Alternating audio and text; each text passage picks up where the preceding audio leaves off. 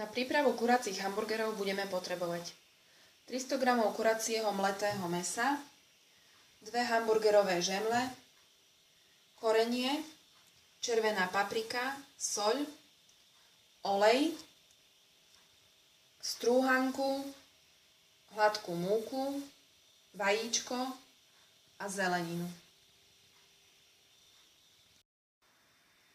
Mleté kuracie mäso si okoreníme. Pridáme soľ, červenú papriku, môžeme pridať aj čierne korenie,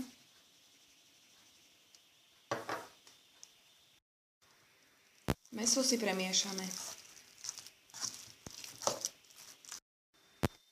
Z mäsa si vytvarujeme placky, ktoré obalíme najprv v strúhanke, potom vo vajíčku a nakoniec v hladkej múke. Hneď vypražíme.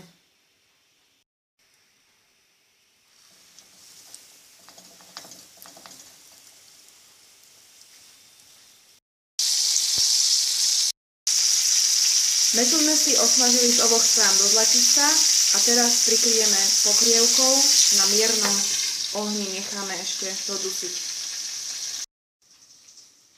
Na dochutenie použijeme podľa chuti. My použijeme chreň,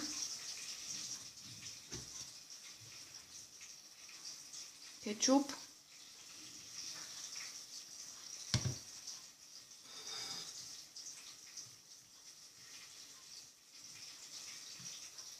a čili omáčku.